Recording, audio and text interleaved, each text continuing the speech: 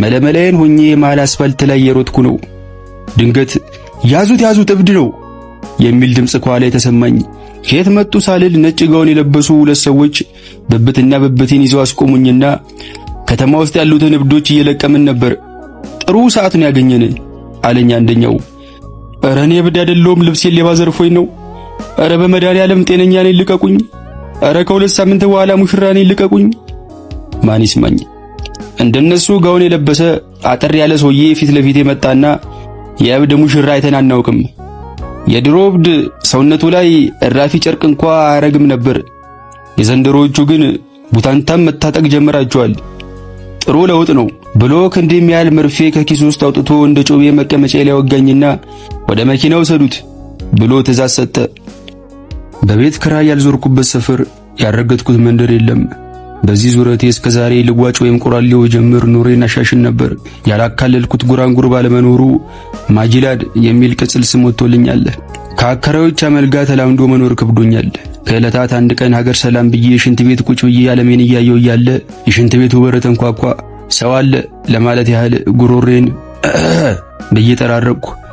ምንድነው ልታንጎራጉርልኝ ነው እንደ ጉሮሮ የምትጠራርግብኝ አሉኝ። አከራይ ነበሩ። ወይ ጋሽ ተክሉ እርሶ ኖት እንዴ አልኳቸው። እኔም ምን ያህል ብትበላ ነው ግን ይህን ያህል ሰዓት ሽንት ቤት ገብተህ የምትቆየው አሉኝ። ግራ ገብቶኝ እንዴት አልኳቸው። አይ ኑሮ እንዲህ በተወደደበት ጊዜ ይህን ያህል ሽንት ቤት የሚያስቆይ እህል እንዴት ልታገኝ ቻልክ ብዬ ነው። በል ለማንኛውም ከዚህ ወር ጀምሮ ቤት ኪራይ ትጨምራለህ ብለውኝ ሄዱ።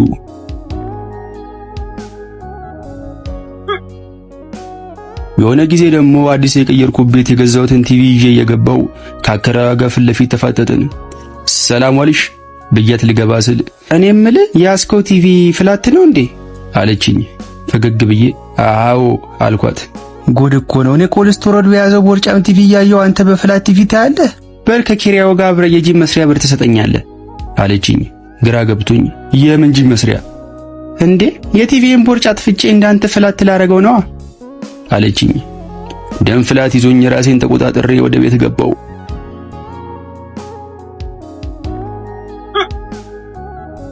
አዲስ የቀየርኩት ቤት ከገባው ዛሬ 3ኛ ሳምንቴን ይዣለሁ። አከራዬ ስጋ ወደሙን የተቀበሉ ደርባባ እናት ናቸው። አሜሪካ የምትኖር ሜሮን የምትባል ልጅ አለቻቸው።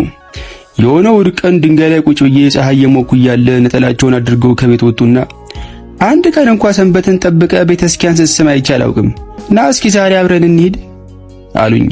በበር በኩል ሳልፍ ከመሳለም ውጪ ስራዬ ብዬ ቤተክርስቲያን ከሄድኩ 3 ዓመት አልፎኛል። አንድ ቀን በታክሲ በቅዱስ ጊዮርጊስ ቤተክርስቲያን በኩል እያለፍኩ አንገቴን ከላይ ወደ ታች 3 ጊዜ ስነቀንቅ ያየን ጓደኛዬ እየዛትክ ነው የተሳለምኩ ብሎ አስደንግጦኛል።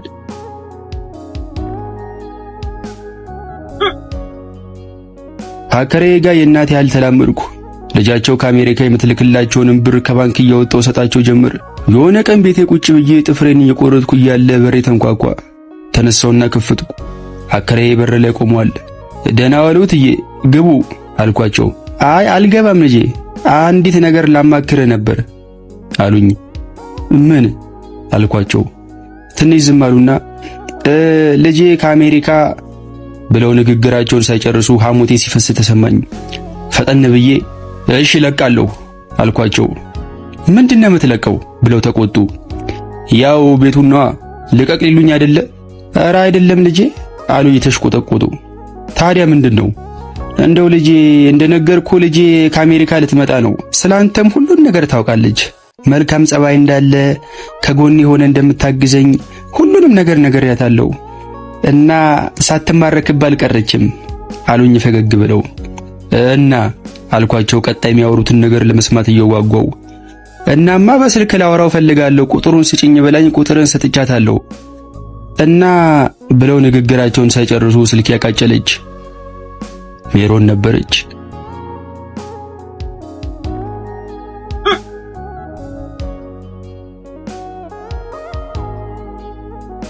ሜሮን ከ2 ሳምንት በኋላ ልትመጣ ነው።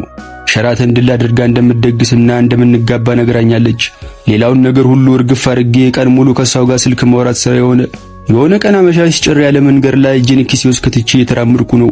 ድንገት አንገቴ ስር ታፋ የሚያህል ክንድ አረፈና ያለን ታወጣለህ ወይስ ነፍስህን ላውጣው የሚል ጎርናና ድምፅ ሰማው። ሁለቱንም እጆቼን ወደ ላይ አንስቼ ኧረ የኔ ጌታ ያለኝን ቀርቶ የሌለኝንም ውሰድ፣ ብቻ እኔን አትንካኝ አልኩት። ጥሩ ሰው ነው። ጫፌን ሳይነካኝ ሙሉ ልብሴን አስወልቆ በቦክሰር ብቻ አስቀረኝና በሩጫ ከአካባቢው ተሰወረ።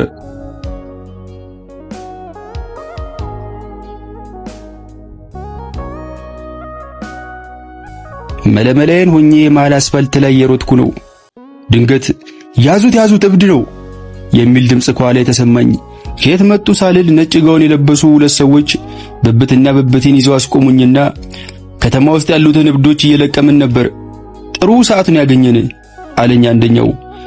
ኧረ እኔ እብድ አይደለሁም፣ ልብሴን ሌባ ዘርፎኝ ነው። ኧረ በመድኃኒዓለም ጤነኛ ነኝ ልቀቁኝ። ኧረ ከሁለት ሳምንት በኋላ ሙሽራ ነኝ ልቀቁኝ። ማን ይስማኝ? እንደነሱ ጋውን የለበሰ አጠር ያለ ሰውዬ ፊት ለፊት የመጣና የእብድ ሙሽራ አይተን አናውቅም። የድሮ እብድ ሰውነቱ ላይ እራፊ ጨርቅ እንኳ አያረግም ነበር። የዘንድሮዎቹ ግን ቡታንታም መታጠቅ ጀመራቸዋል። ጥሩ ለውጥ ነው ብሎ ክንዴም ያህል መርፌ ከኪሱ ውስጥ አውጥቶ እንደ ጮቤ መቀመጫ ላይ ወጋኝና ወደ መኪናው ሰዱት ብሎ ትእዛዝ ሰጠ። ሁለቱ ሰዎች ተሸከሙኝና መሮጥ ጀመሩ። ኧረ እኔ ጤነኛ ነኝ ልቀቁኝ። ኧረ ልብሴን ሌባ ዘርፎኝ ነው ልቀቁኝ። ሚያዳምጠኝ ጠፋ። ወይኔ ሰርጌ፣ ወይኔ ሸራተን አልኩ።